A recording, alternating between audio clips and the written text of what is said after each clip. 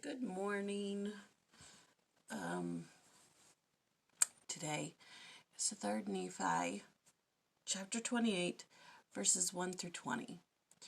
And what's happening is that before the Lord goes to the Father for the last time, he asks his disciples what they want. And 9 say that they want to live out their life bringing souls unto him, and then they want to come to him speedily. And he says, awesome, great. And he touches them with their finger, and he says, you're going to live to 72, and then you'll come to me in glory. And then the other three, he says, what do you want? And they're kind of reluctant to say, and he says, don't worry, I know what's in your heart, and you want the same thing that John wanted. And don't worry, you'll never taste of death. You can live basically forever and bring souls unto me. And then they're all caught up. Well, I think it's just the three. The three are caught up into heaven. It says that they're not changed in the twinkling of an eye, but it says they didn't know whether they were in the body or out of the body, but what they do know is that they saw unspeakable things, and it was some kind of transformation. So that's what's happening in these verses. Now in the supplemental, it just kind of skims over all of that. It jumps from the chapter overview to a brief overview of verses 1 through 4. And then it goes into an overview of verses 5 through 33. Like it's all summary. But this much summary, 2 pages of summary. I'm like, why not just turn it into, I don't know. Anyways, but one thing that I thought was interesting was in the reading, it said that, so basically Moroni is Mormon. He's summing up what's happening to them. You know, he's abridging or compiling the records, and he's adding in here where it says that they were, they're just changed, but it says that prisons cannot confine them, which obviously hasn't happened yet in the timeline, so he's just kind of summarizing. And he says that prisons cannot confine them, the earth cannot hold them when they are interred. Fiery furnaces are powerless to consume them. Den of beasts are no threat.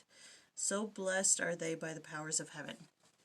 So in the reading last night, in the actual chapter with the scriptures, it was saying that when they're thrown into pits or buried in the earth, they smite the earth and they come forward. And it's like no matter how deep they dig the pit, they can come out. And I'm like, that is really cool. Like, people imagine superheroes and Superman and Iron Man, and they can do all these things, and Thor, they have these superpowers. These guys had powers, but it was the power of the Spirit and the power of the Lord, and it keeps saying in the scriptures how they heard unspeakable things and how it was such marvelous and wonderful things that they were forbidden to speak of them or write them. And the whole time I'm just thinking, what could it possibly be? What are these unspeakable things? What am I missing in my life that is, because you hear a talk at General Conference and you're like, oh my gosh, that was so good. That was awesome. I loved that talk. Yet, there's these more, like my brain can't even fathom these unspeakable things, these marvelous things. Like I can't even, I'm so tiny in comparison to what these things are. I can't even imagine them, and that's just kind of, I guess, my own fault, because if I worked hard and I did the things I need to do, I would be worthy to receive these blessings if I wanted them. Oh, and it said, where does it say?